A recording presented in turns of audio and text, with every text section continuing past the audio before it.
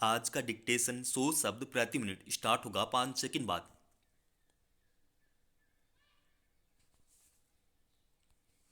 Start.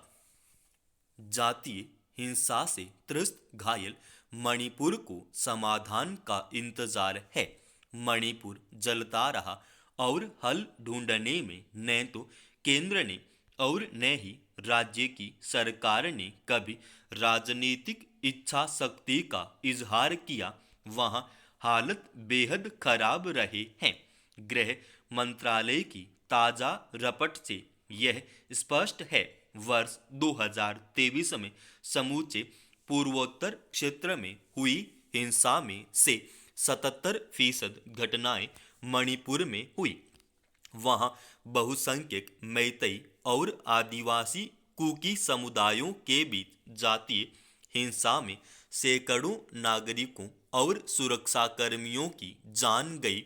महिलाओं पर अत्याचार की जिस तरह की वीडियो आए वे किसी भी सभ्य समाज के मुंह पर तमाचा थे। वहां 3 मई 2023 को मैतई और कुकी समुदायों के बीच बड़े पैमाने पर जातीय हिंसा भड़क उठी। हिंसा का दौर अभी भी जारी है, जबकि सरकार का दावा है कि बीते कुछ महीनों से स्थिति नियंत्रण में है।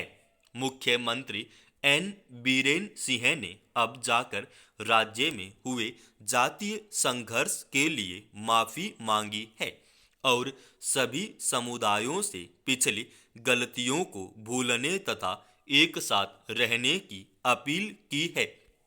प्रदेश में हुए जातीय संघर्ष में 250 से अधिक लोगों की जान चली गई है और हजारों लोग बेघर हो गए हैं। यह याद रखा जाएगा कि जब मणिपुर में हिंसा की गई घटनाएं राष्ट्रीय सुर्खियां बनी, तब बीरेन सिंह या केंद्र की सरकार के स्तर पर चुप्पी रही। विपक्षी कांग्रेस तो तब तक यह सवाल पूछ रही है कि प्रधानमंत्री मणिपुर को लेकर चुप क्यों है। वे दुनिया भर की यात्रा कर रहे हैं, लेकिन मणिपुर जाने से परहेज क्यों करते हैं। दरअसल वहां की स्थिति से निपटने में अक्षमता के बावजूद मुख्यमंत्री बीरेन सिंह सत्ता में बने रहे। उनकी पार्टी उनके साथ हठपूर्वक खड़ी रही।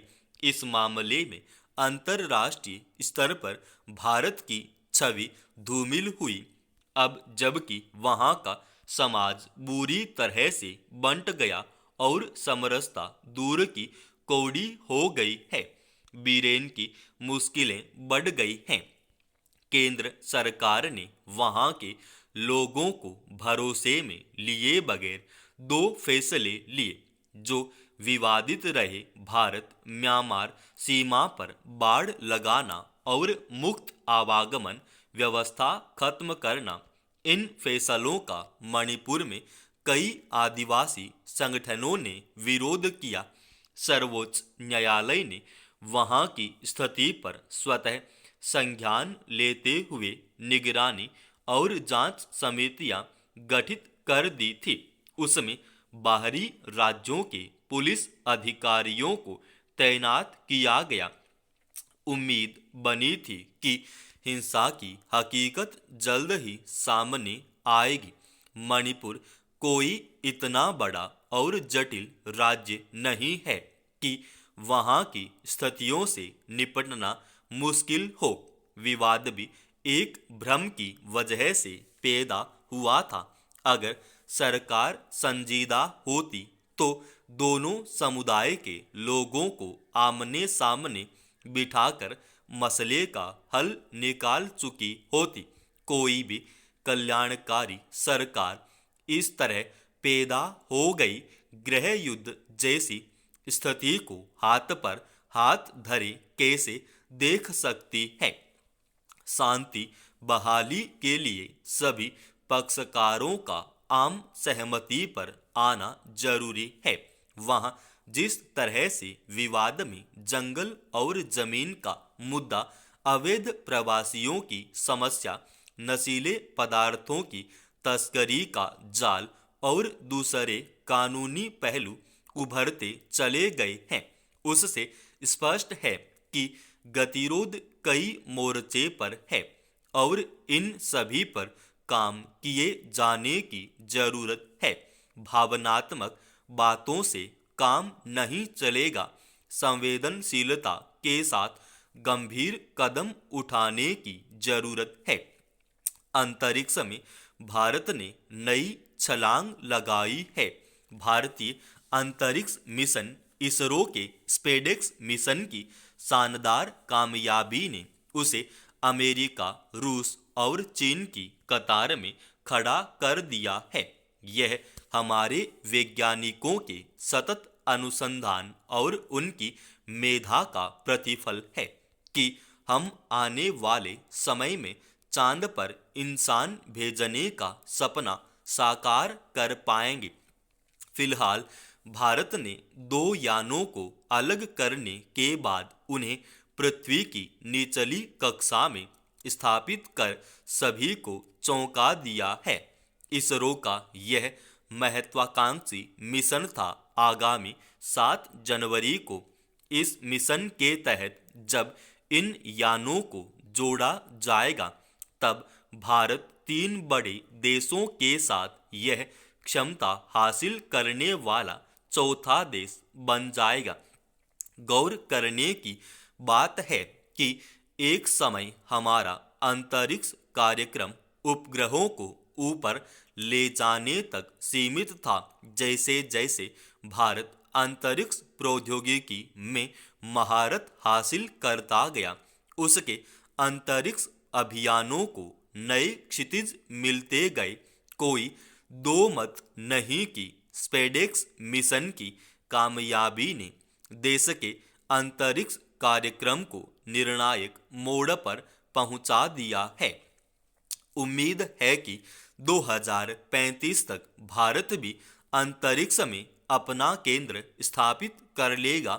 अंतरिक्ष यानों को अलग कर लेने और फिर जोड़ लेने के बाद अंतरिक्ष अन्वेषण में नई राहें खुलेंगी। इसरो के इस मिशन की सफलता इसलिए भी महत्वपूर्ण है क्योंकि भारत शुक्रयान मिशन पर भी काम करना चाहता है। वहीं वह गगनयान मिशन की तैयारी में पहले से जुटा है। अंतरिक्ष यात्रियों को ले जाना और फिर वापस सुरक्षित लाना इसका मुख्य उद्देश्य है। अभी तक दुनिया के 3 देश ही ऐसा कर पाए हैं।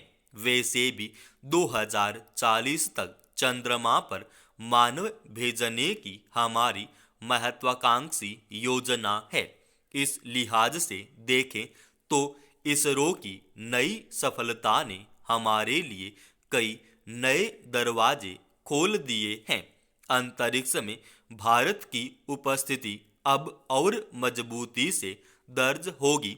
श्रीहरिकोटा में से 99 प्रक्षेपण के बाद हमें अगले अभियान पर भी गर्व होना चाहिए क्योंकि नववर्ष की शुरुआत में इसरो का 100वां प्रक्षेपण भारत को अंतरिक्ष में नई ऊंचाई पर ले जाएगा। यह उसके सपनों और संकल्प की नई उड़ान भी है जिन्हें जल्द सरकार साकार होते पूरी दुनिया देखेगी। समाप्त। दोस्तों, रोजाना ऐसे ही एडवांस डिक्टेशन के लिए इस चैनल को आप अभी सब्सक्राइब कीजिएगा और आज की इस डिक्टेशन का PDF फाइल हमने हमारे Telegram channel study with HP Swami पे भेज दिया है।